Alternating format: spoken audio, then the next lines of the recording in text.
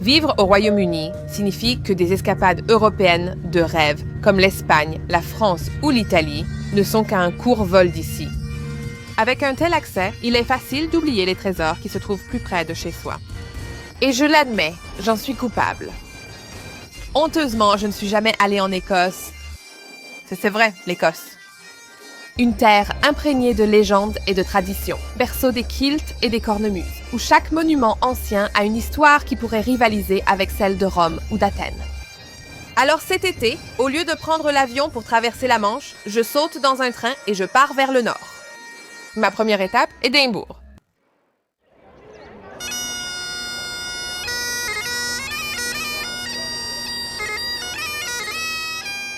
C'est la première fois que je viens ici en Écosse. Je ne voyage pas souvent à travers le Royaume-Uni. L'Écosse est l'un des 4 pays qui composent le Royaume-Uni, avec l'Angleterre, le pays de Galles et l'Irlande du Nord. Mais ce n'est pas un État souverain indépendant. L'État-nation, c'est le Royaume-Uni et les citoyens écossais sont des citoyens britanniques. Mais l'Écosse a vraiment sa propre histoire riche, sa culture et plusieurs langues. Donc j'ai vraiment hâte de découvrir tout cela ici. Oh wow! Je m'appelle John Stewart. Ah, ça devrait être mon château. Malheureusement, les Tudors l'ont eu avant nous. Ils nous l'ont pris. Et maintenant, je n'ai plus rien. Oui, très traditionnel. Ma femme m'oblige à porter un kilt quotidiennement. Ah oui, vraiment?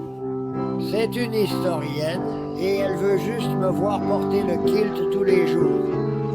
J'ai environ 6 différents stewards.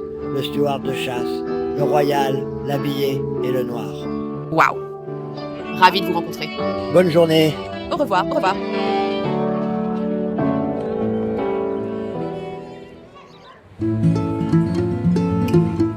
Édimbourg rappelle Rome. Le centre-ville ressemble à un immense musée en plein air avec tant de sites historiques à visiter, ce qui signifie que vous allez probablement accumuler beaucoup de pas lors d'une journée d'exploration, donc il est important de prendre des forces avant. Heureusement, les Écossais sont connus pour avoir l'un des petits déjeuners les plus copieux d'Europe.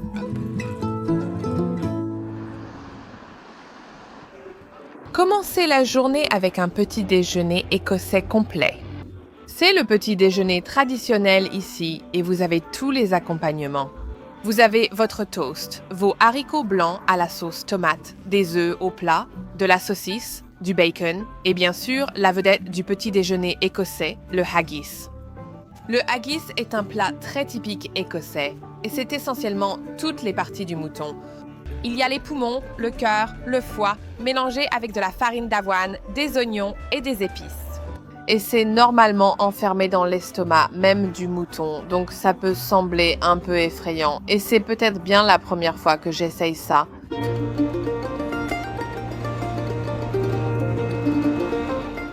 C'est une saveur intéressante et assez forte, qui a probablement un goût particulier. C'est quelque chose que je n'ai jamais vu auparavant. C'est un scone de pommes de terre et c'est vraiment une partie intégrante du petit déjeuner écossais complet.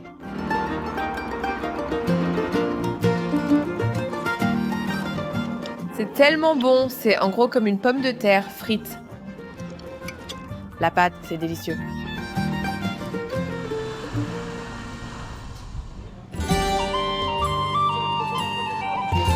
Je commence ma visite là où la ville a commencé, au château d'Édimbourg, le berceau fortifié de la ville il y a plus de 1000 ans. Ce symbole emblématique de l'Écosse trône fièrement sur un ancien rocher volcanique bien au-dessus de la ville et représente un puissant symbole de l'identité et de la résilience de l'Écosse. Le château d'Édimbourg est l'un des plus anciens lieux fortifiés de toute l'Europe occidentale, donc c'est vraiment magique d'être ici. Il a une longue et riche histoire en tant que résidence royale, garnison militaire, prison de guerre et forteresse. Il a donc défendu la nation au fil des siècles, notamment pendant les guerres d'indépendance contre rien de moins que l'Angleterre. C'est absolument magnifique, très historique, et la vue d'ici est à couper le souffle. On peut voir aussi loin que la mer d'ici, ainsi que toutes les flèches médiévales de la ville. Les honneurs d'Écosse sont les plus anciens joyaux de la couronne de Grande-Bretagne. Ils sont faits de pierres précieuses, d'argent et d'or, et il y a une longue file d'attente pour aller les voir. Je viens juste de les admirer, ils sont absolument fascinants. Malheureusement, je n'avais pas le droit de filmer à l'intérieur. La couronne, le sceptre et l'épée d'État ont été utilisés pour la première fois lors du couronnement d'un monarque en 1543, lorsque Marie, reine d'Écosse, est montée sur le trône. C'est vraiment spécial. Si vous venez, jetez absolument un coup d'œil. En quittant le château, regardez derrière et vers le haut pour voir deux personnages clés de l'indépendance écossaise. Vous avez William Wallace et Robert le Bruce. Robert le Bruce a en fait mené les Écossais à la victoire contre les Anglais lors de la bataille de Bannockburn en 1314, et ce fut la dernière grande victoire écossaise.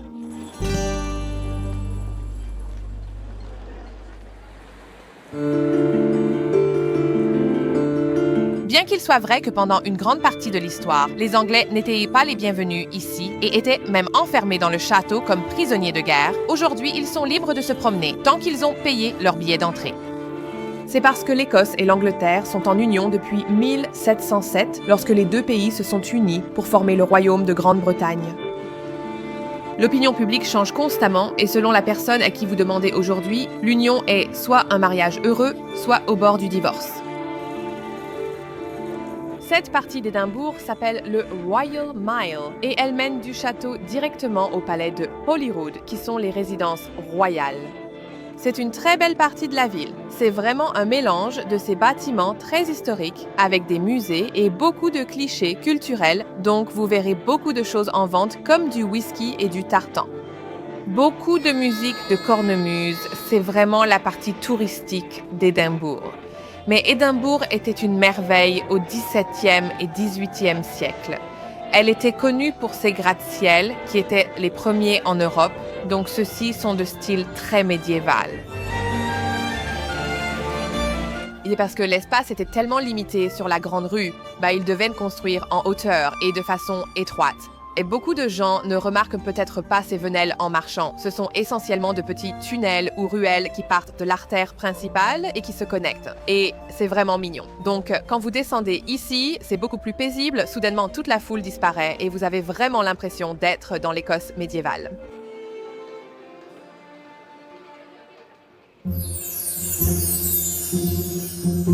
J'étais ravie de découvrir qu'Édimbourg est l'endroit où l'une de mes séries de livres préférées de mon enfance a été écrite.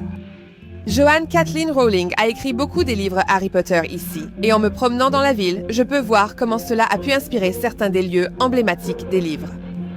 Beaucoup de gens pensent que la rue de Victoria a inspiré le chemin de traverse avec sa rue pavée et ses volets colorés.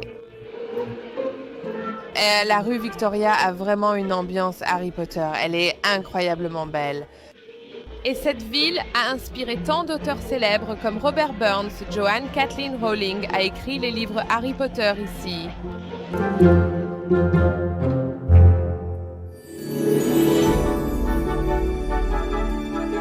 Le whisky écossais est peut-être la chose pour laquelle l'Écosse est la plus célèbre, ce qui est compréhensible puisqu'ils produisent certains des meilleurs whiskys du monde.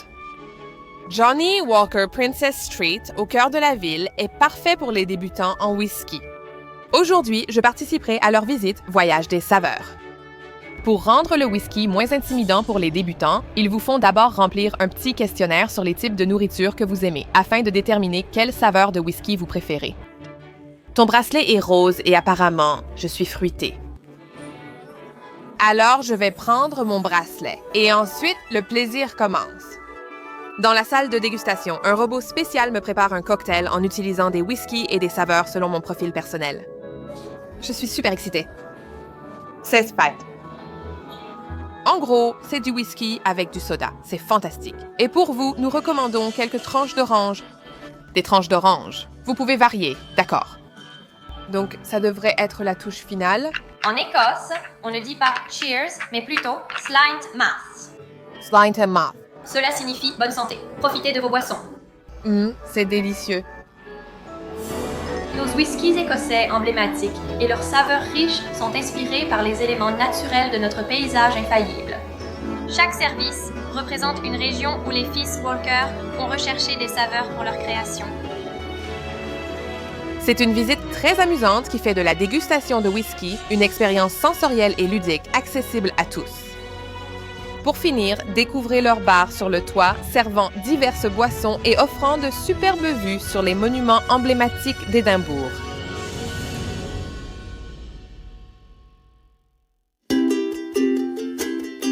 L'Écosse possède certains des meilleurs ingrédients de toute l'Europe. Son paysage et son climat font que vous trouvez certains des meilleurs produits du Royaume-Uni. Je suis donc ici pour visiter ce que je considère comme l'un des meilleurs restaurants d'Édimbourg. Il s'appelle Argyll.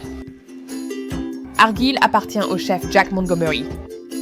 Il crée le meilleur de la haute cuisine moderne en utilisant des produits écossais avec une touche internationale. Quand avez-vous ouvert ce restaurant? Nous l'avons ouvert en juin 2022. Oui, j'ai passé 2 ans à vivre et à cuisiner en France.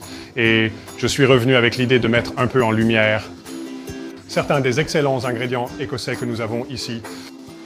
Ce plat, les moules sont élevés sur des cordes suspendues dans la mer, dans les eaux très froides autour des Shetland. Ce qui réunit vraiment ce plat, c'est la sauce. Un de nos cueilleurs récolte des feuilles de figuier. Elles sont tendres, avec un délicat goût de noix de coco. Nous l'infusons dans une huile d'olive et cela sépare un peu la sauce. Ça la transforme presque en une petite vinaigrette. Incroyable, c'est vraiment savoureux. Je trouve que cette sauce accompagne très bien les moules et les moules sont délicieuses. Pour ce qui est du poisson et des fruits de mer, je pense que c'est là que les produits écossais sont vraiment à leur meilleur. Les eaux froides d'Écosse sont tout simplement l'habitat parfait pour ces espèces. Oui. Voici une selle de chevreuil. Celui-ci a été abattu près d'Inverness, dans le nord de l'Écosse. Nous enveloppons le chevreuil dans des algues. Au printemps, nous avons un cueilleur qui nous apporte du varech frais de la côte ouest de l'Écosse, autour des petites îles, et plus précisément de l'île de Rhume.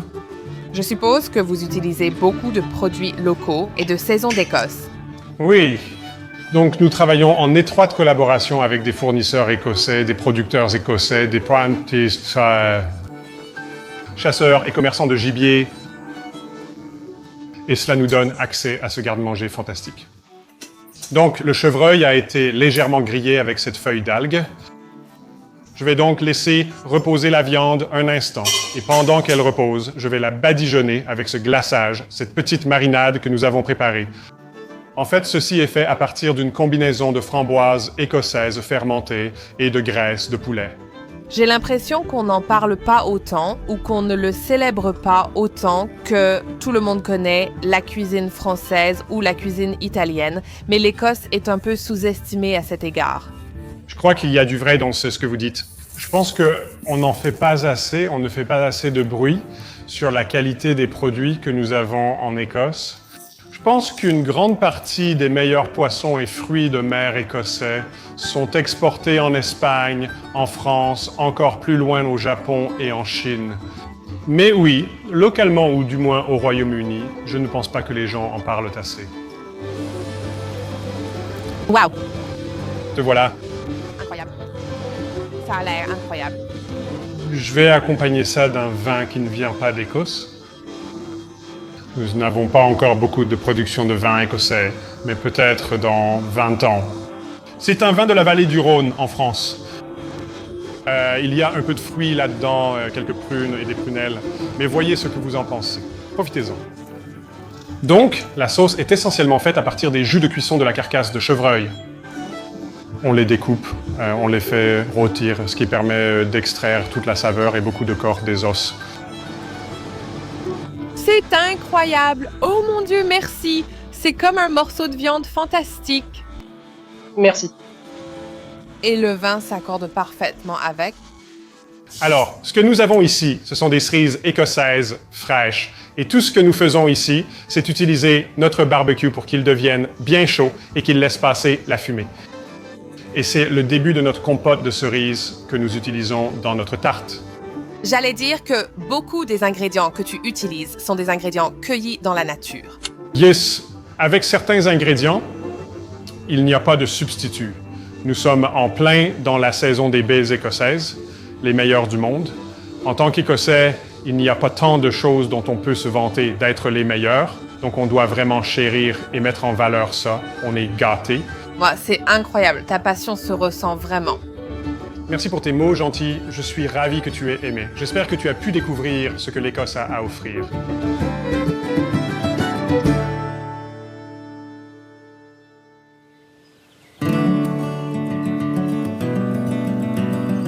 À seulement 45 minutes d'Édimbourg, nichée à la campagne, se trouve la distillerie Glenkinchie. Aujourd'hui, je vais tout apprendre sur la fabrication de la plus grande exportation de l'Écosse. Pour m'expliquer le processus, l'expert en whisky Pascal m'accompagne et il m'emmène à une dégustation exclusive de cet élixir doré directement depuis le fût. À Glenkinchie, les visites débutent toujours en sonnant la cloche du drumming.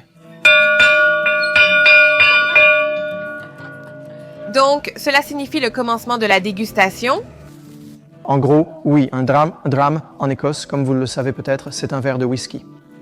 Donc, quand le directeur sonnait cette cloche, il savait qu'ils devaient apporter leur petite tasse en métal, tous les ouvriers se rassemblaient et le directeur remplissait leur tasse avec du spiritueux fraîchement distillé. Pouvez-vous encore le faire aujourd'hui? Absolument pas, non, et ce n'est vraiment pas une bonne idée de faire fonctionner des machines lourdes avec de l'alcool fort. C'est juste. Donc, voici le Kinchy Burn, l'endroit dont nous avons donné le nom à la distillerie, toujours nommé d'après la source d'eau. Donc, ceci est un ruisseau. Un ruisseau en Écosse. À l'origine, lorsque la distillerie a été ouverte, elle a été construite par deux frères fermiers, John et George Wright. Ils cultivaient de l'orge dans les champs alentours. Donc, c'est de l'orge. C'est de l'orge? C'est à partir de ça qu'on fait la bière, n'est-ce pas? Oui, il y a des similitudes. En effet, la production de bière est une étape préalable à la fabrication du whisky. Vraiment? Le whisky, c'est juste de la bière concentrée. Et il y a beaucoup de profils de saveurs différents. Alors, qu'est-ce qui donne au whisky des saveurs aussi variées? 80% de tout ce que vous goûtez et sentez dans le whisky provient des arômes, du bois, des fûts de chêne. C'est fascinant. Entrez et respirez profondément cet air magnifique, vraiment magnifique. Waouh! Oh, c'est comme un temple du whisky. Le sanctuaire intérieur, là où sont gardées les vraies merveilles. De combien de fûts parle-t-on dans cette pièce? Donc, au total, on en a environ 20 000. Alors, on va dire qu'ici, il y en a à peu près 12 000. J'ai tellement hâte de goûter le whisky. Voir tous ces fûts de whisky m'a vraiment enthousiasmée. Je pense que c'est le moment le plus excitant de cette visite. Ce sont des fûts qui viennent de notre entrepôt. Différents types de fûts, différentes saveurs. Donc, tout cela, c'est du chêne américain, du chêne européen, du chêne. Quand vous utilisez du bois européen, donc les fûts auraient auparavant contenu du porto, du vin, du xérès. Quand vous mettez votre whisky dedans, vous allez retrouver certaines de ces saveurs. Alors que lorsque vous parlez de chêne américain, vous allez commencer à penser à des notes boisées de vanille, de crème, de caramel. Commençons par l'un des whiskies qui ont vieilli en fût de xérès. Lequel a le plus long vieillissement? De combien de temps parle-t-on? Donc, celui-ci est le plus vieux. C'est écrit dessus, 1988. 1988, c'est l'année où le fût a été rempli avec notre whisky. Alors, comment tu appelles ça ici? Trou de bonde. Trou de bonde, d'accord.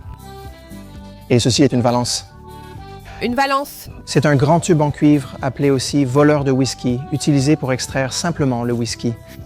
Ah d'accord, voler un petit peu de whisky. Voler un peu de whisky du fût, voilà. Ah d'accord, le nectar doré dans votre... Mains. Wow, d'accord, regarde-moi ça. Voilà. Si tu prends une bonne inspiration, laisse ce parfum monter jusqu'à ton nez et ensuite... Ça sent divinement bon. Tu verras, soit que c'est à 58% d'alcool, donc c'est vraiment corsé. 58%? Là, quand tu prends du whisky directement du fût, c'est à la force du fût. Oh, j'ai peur maintenant. Bois une gorgée, tu seras peut-être surpris.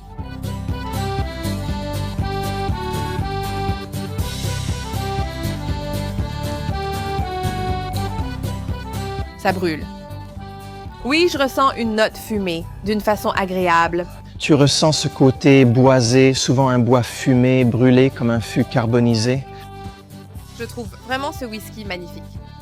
Alors tu vas devoir me donner une petite leçon maintenant parce que je vais essayer moi-même de voler un peu de whisky. La règle est donc d'éviter de toucher le fond, de poser le pouce sur le dessus et de tirer vers le haut. Glisse ton doigt en dessous parce que tu ne veux pas que ça s'échappe avant de l'avoir mis dans le... Pichette, ah! Pour descendre jusqu'ici, le pouce sur le dessus. Relâchez le pouce, voilà, c'est ça. Parfait, pas mal. Non, c'est... Super, oui, absolument. Donc ici, nous parlons de chêne américain. Fût de Bourbon, aussi appelé chêne blanc américain. Vous vous souvenez de la couleur du whisky qui en est sorti, une sorte de couleur doré clair? Que se passe-t-il lorsqu'on le met dans un fût de Bourbon? Oh, il est plus foncé. Beaucoup plus foncé, regarde la couleur. C'est comme de l'ambre. Oui, d'accord, goûtons-le.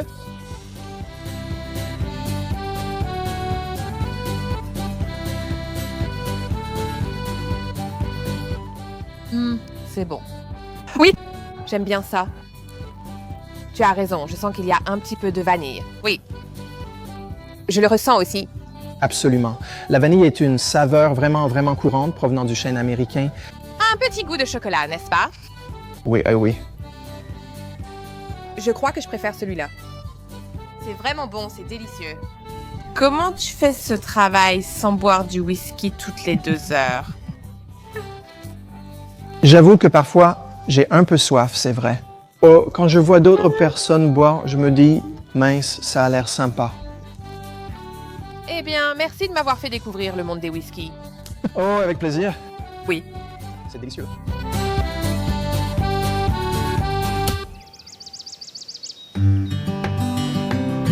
Il est facile d'oublier qu'Édimbourg est une ville côtière, surtout si vous passez tout votre temps dans le centre-ville.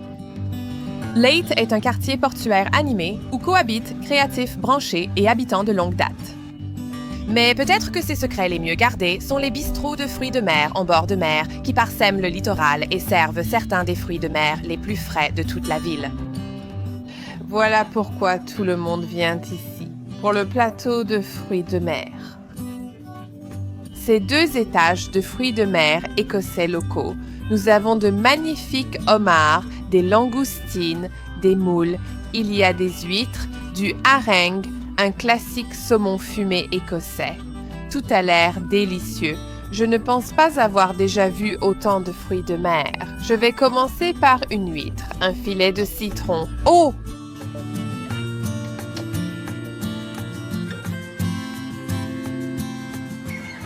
Wow, c'est littéralement le goût de l'océan, tellement frais. C'est une huître magnifique. Je vais goûter le homard parce que c'est quelque chose que j'attendais avec impatience, juste avec un peu d'ail, de persil et de beurre.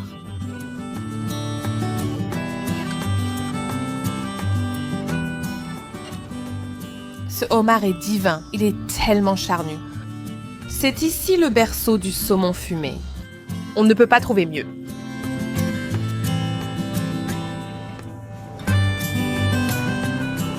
Ce saumon fumé écossais est sans égal. Il a juste ce qu'il faut de fumée. Il est super frais. C'est vraiment la chose parfaite à faire quand on vient à Édimbourg, surtout en été. Il suffit de s'asseoir juste au bord de l'eau et de déguster tous ces délicieux fruits de mer frais. Et le cadre est encore plus époustouflant.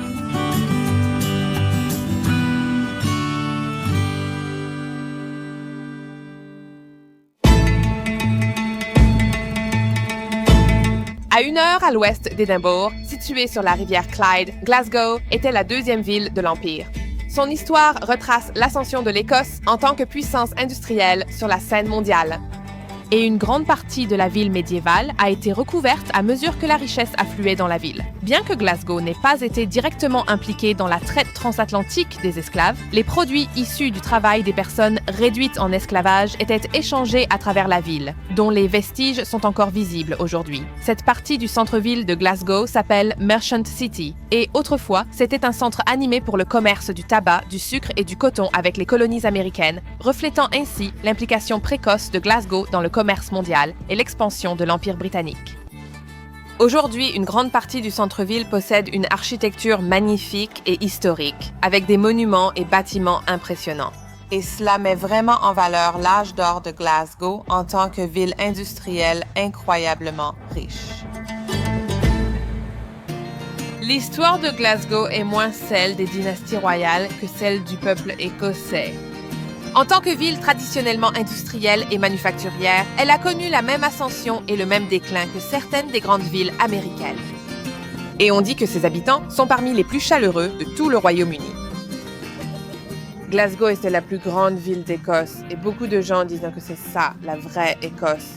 Comme si vous n'êtes pas venu à Glasgow, vous n'avez pas vraiment vu la vraie Écosse. Je veux dire, c'est plus brut, c'est plus authentique. Ça ne s'adresse pas autant aux touristes que peut-être Édimbourg. Ici, c'est là où vous allez vraiment ressentir la vraie vie en Écosse.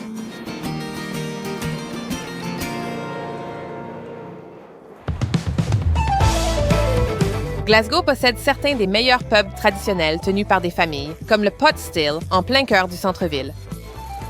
Il existe depuis 1867 et aujourd'hui, il est tenu par le sympathique géant de Glasgow, Frank Murphy. Avec plus de 1000 whiskies proposés, c'est l'endroit idéal pour goûter l'une des boissons préférées d'Écosse, le petit lait local. C'est un fabuleux kilt que tu portes. Merci. Ce n'est pas mon bon kilt. Je garde mon bon kilt pour les mariages et les grandes occasions. Si je déchire ou brûle celui-ci, ce n'est pas grave, ce n'est pas très important. On sent tout de suite l'alcool en entrant, n'est-ce pas? Il y a des tas et des tas de bouteilles. Ouais, donc tout ce qui n'est pas du whisky est coincé dans ce petit coin là-bas. Juste ça. Donc, c'est minuscule. Le reste, c'est du whisky, non? ouais, c'est tout le reste. C'est du whisky et la grande majorité, c'est évidemment aussi du whisky écossais. Qu'est-ce que tu voudrais boire? Qu'est-ce qu'un Écossais commanderait? La majorité des clients ici prennent un petit mélange avec une demi-pinte ou un demi et demi. D'accord. Oui, ça a l'air bien. Comment appelleriez-vous ça? Je dirais un drum whisky. Un drum whisky. La meilleure définition qu'on ait jamais entendue, c'est qu'un drum whisky n'a pas de taille.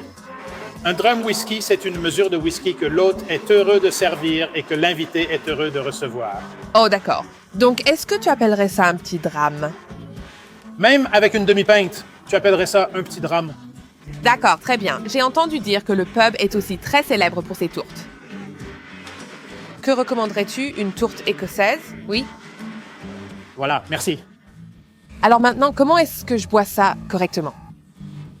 Tu le portes à tes lèvres et tu prends une gorgée. C'est ces deux.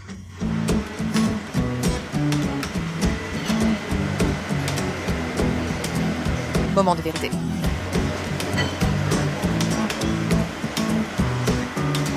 Je sens que ça peut rapidement te monter à la tête. Je veux dire, ça peut monter à la tête très vite.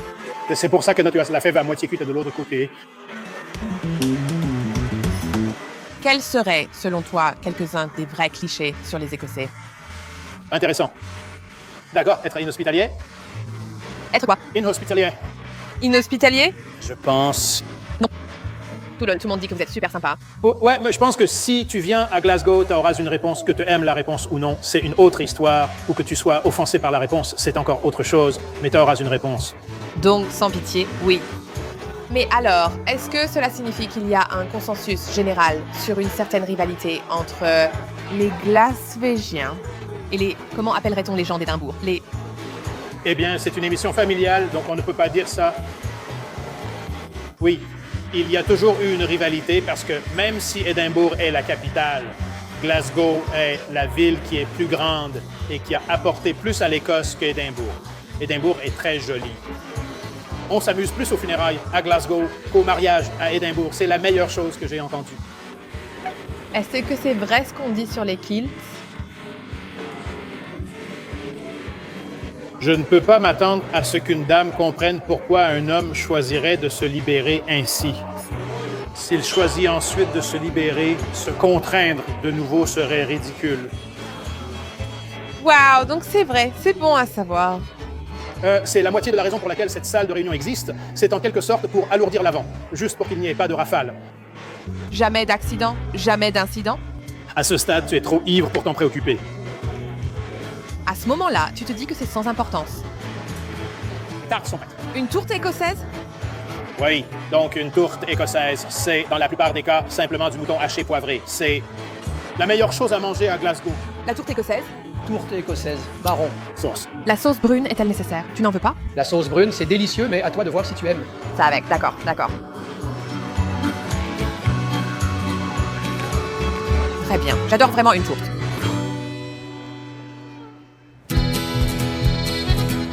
La scène culinaire de Glasgow n'a pas échappé à la gentrification qui semble engloutir de nombreuses villes européennes aujourd'hui. Mais je suis à la recherche d'un goût de la cuisine traditionnelle de Glasgow. Pionnier de l'heureuse union entre un chaudron bouillonnant de graisse chaude et une pâte croustillante qui rend tout 1000 fois plus délicieux. Enrico Corvi et son fils tiennent cette institution de 1875 qui est dans la famille depuis 3 générations, servant tous les classiques qui ramènent forcément à l'époque de l'adolescence et des fringales après une soirée. Je voudrais le fish and chips et le haggis frit. Oui, S'il vous plaît, à quoi ressemble le haggis avant que vous ne le trempiez dans la pâte? voici le haggis. Coupez cette partie et trempez-la dans la pâte. Ah, c'est à ça que ça ressemble. Un fish and chips ici, s'il vous plaît. Sympa. Profitez-en et n'oubliez pas d'ajouter du sel et du vinaigre. C'est essentiel. Compris, compris. Il faut absolument goûter le poisson frit quand on vient à Glasgow, ainsi que le haggis frit. C'est un grand classique avec beaucoup de vinaigre. Oh mon Dieu, regarde-moi ça. J'adore le croustillant du fish and chips. Maintenant, je vais goûter ce haggis frit. Ajoute un peu de sauce brune avec le haggis frit. Apparemment, c'est la meilleure façon de le manger.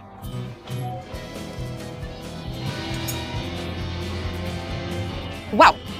Le haggis frit est délicieux. Et si tu ne le savais pas, le soda local ici, c'est l'Irn-Bru. C'est ce que tu dois boire avec ton fish and chips. Il faut juste aimer la nourriture frite. J'ai l'impression que tu fais frire n'importe quoi et ça a toujours meilleur goût.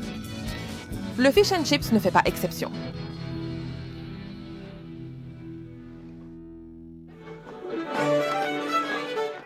Le West End de Glasgow déborde d'énergie et compte de nombreux bars animés. Un des favoris locaux du quartier, le pub Ben Nevis, accueille des sessions traditionnelles tout au long de la semaine où un groupe d'amis musiciens divertit les foules animées. Glasgow est une ville de musique classée à l'Organisation des Nations Unies pour l'éducation, la science et la culture, donc c'est l'endroit idéal pour venir écouter de la musique écossaise traditionnelle. C'est absolument bondé ce soir, c'est un endroit très populaire où venir. Tu viens souvent ici? Je suis venue quelques fois, je ne viens pas ici. Souvent. Tu viens d'où? Londres. Et cette musique, est-ce traditionnelle? C'est de la musique gaélique traditionnelle. Musique gaélique, sympa. Vous avez une expression locale pour ça? Slantra. Slantra, slantra. Slantra, slantra.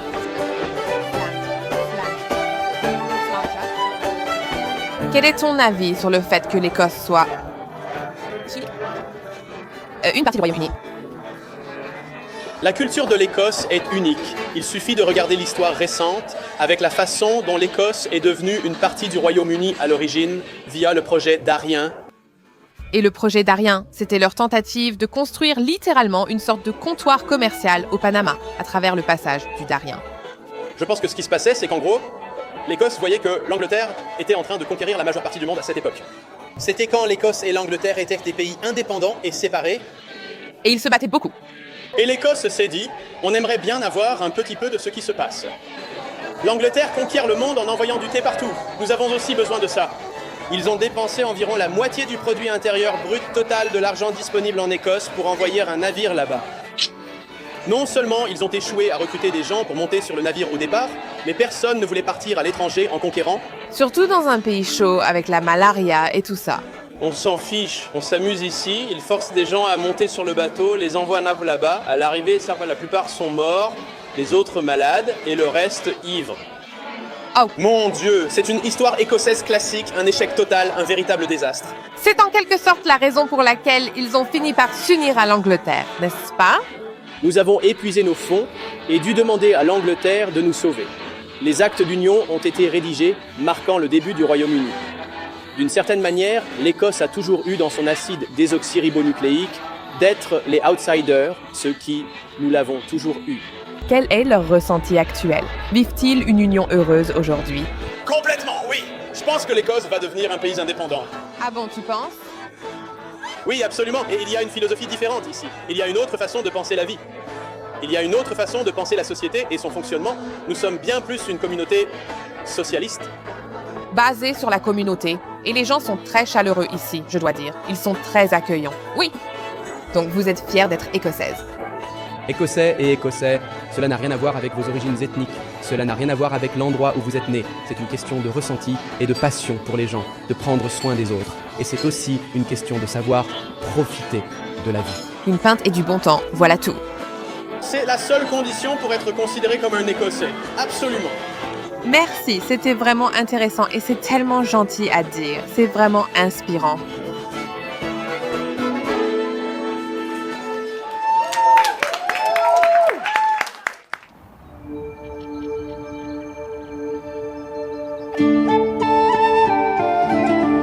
Les Highlands sont le lieu où se forment les rêves de l'Écosse, la terre des kilts, des clans et des ruines de châteaux anciens. Les racines de la culture écossaise remontent aux tribus celtes qui habitèrent la région bien avant l'arrivée des Romains. L'Écosse compte plus de 30 000 lochs d'eau douce. Et celui-ci, le loch Lomond, est le plus grand en superficie d'Écosse et le plus vaste plan d'eau douce de tout le Royaume-Uni. C'est magnifique.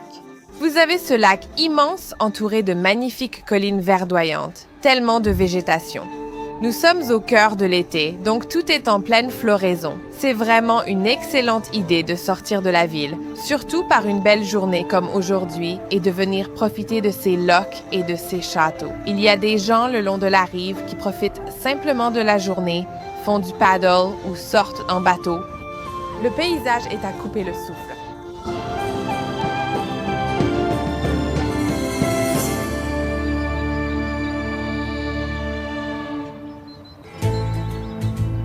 C'est dans ces terres sauvages et accidentées des Highlands que les populations gaéliques se sont installées, avec des groupes régionaux jurant fidélité et allégeance aux chefs de clan, et l'ascension de dynasties royales qui allaient construire de spectaculaires châteaux perchés au sommet des falaises. Ces châteaux ont été témoins de nombreuses batailles sanglantes et de sièges au fil des siècles, rappelant l'intense guerre des clans qui a façonné la culture et l'identité des Highlands écossais. Partout dans les Highlands, vous allez tomber sur des ruines majestueuses de châteaux comme celui-ci, qui est un château médiéval du 14e siècle appelé Doune. Il est très célèbre car de nombreuses séries ont utilisé ce château comme lieu de tournage. Par exemple, Outlander et Game of Thrones. Aujourd'hui, la plupart de ces châteaux sont en ruine. Ils se tiennent au sommet des collines en train de s'effondrer, entourés de paysages incroyables, de ruisseaux et de rivières. C'est incroyable de venir dans les Highlands, car c'est vraiment ici que l'on trouve l'histoire des clans écossais remontant à des centaines d'années, où différents clans régnaient sur différentes régions, chacun avec un chef de clan, des rois et des reines, qui construisaient ces châteaux impressionnants. Alors, vous pouvez imaginer le folklore, l'histoire, les guerres qui ont eu lieu, et on ressent vraiment toute cette histoire quand on vient dans cette région d'Écosse.